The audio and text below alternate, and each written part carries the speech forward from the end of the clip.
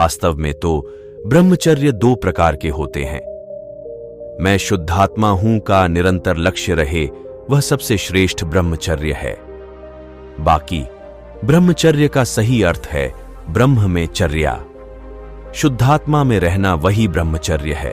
दूसरे प्रकार का ब्रह्मचर्य उसे कहते हैं जब आप मन वचन काया से विषय विकार में एकाकार नहीं होते या उसके पक्ष में नहीं रहते। आप विवाहित हो या नहीं वह महत्वपूर्ण नहीं है। इस संदर्भ में ब्रह्मचर्य पुद्गल सार है। हम जो खाते पीते हैं उन सब से जो सार बनता है वह है ब्रह्मचर्य। यदि यह ब्रह्मचर्य का सार समाप्त हो जाए तो आत्म अनुभव और आत्म की प्राप्ति करना कठिन हो जाता है।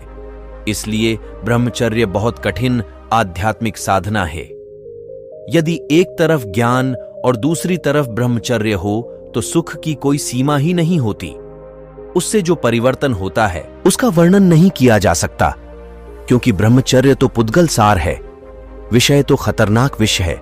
विषय सुख की मूर्छा में डूबे हुए लोगों को उस बारे में जागृत रहने की जरूरत है। कुछ तो सोचना चाहिए कि रक्त मांस और पीप से भरे हुए शरीर में कैसे सुख हो सकता है। जिस तरह दूध के सार से घी बनता है उसी तरह आहार के सार से वीर्य बनता है। विषय और हस्त मैथुन से वह सार नष्ट हो जाता है और शरीर कमजोर हो जाता है। लोक सार वह मोक्ष है और पुद्गल सार वह वीर्य है। वीर्य का रक्षण करने से आपको ब्रह्मचर्य की शक्ति प्राप्त होती है, जिसके फलस्वरूप तेज, ओजस्वी, एकाग्रता और मनोबल उत्पन्न होता है। जो व्यक्ति ब्रह्मचर्य का पालन करता है वह अत्यंत विकट परिस्थिति में भी शांत रह सकता है। एकमात्र ज्ञानी पुरुष ही ब्रह्मचर्य पालन करने का विज्ञान समझा सकते हैं, क्योंकि वे ब्रह्मचर्य सिद्ध कर चुके होते हैं। वे सभी प्रकार के विषय विकारी परिणामों से संपूर्ण रूप से मुक्त होने के कारण हमें भी मुक्त करवा सकते हैं। ऐसे ही एक ज्ञानी पुरुष हैं परम पूज्य दादा भगवान। उन्होंने विवाहितों के लिए भी ब्रह्मचर्य का मार्ग बताया है। वे कहते हैं कि इस काल में आपसी सहमति, समाधान पूर्वक से और एक पत्नी व्रत का पालन ही ब्रह्मचर्य है।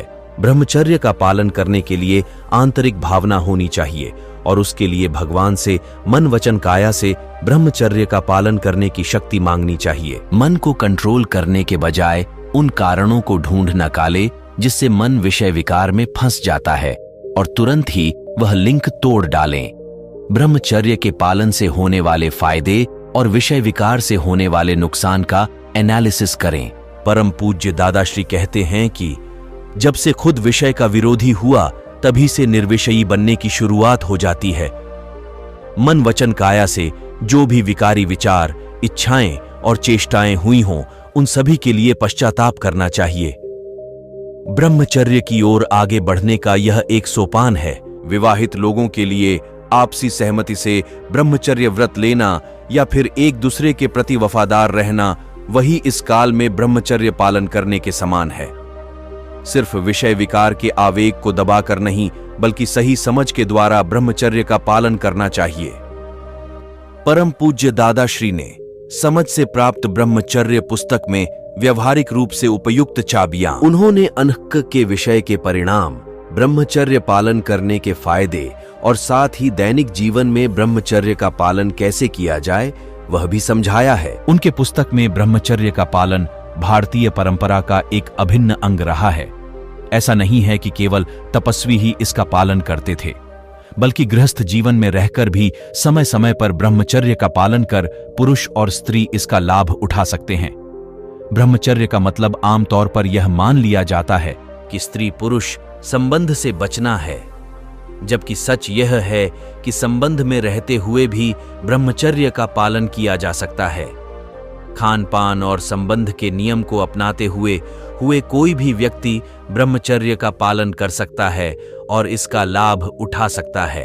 सुंदरता में वृद्धि मान्यता है कि ब्रह्मचर्य के पालन से स्त्री हो यों पुरुष उनके सौंदर्य में वृद्धि होती है। गृहस्थ जीवन जीते हुए भी पुराने समय में लोग ब्रह्मचर्य के नियमों का पालन करते थे।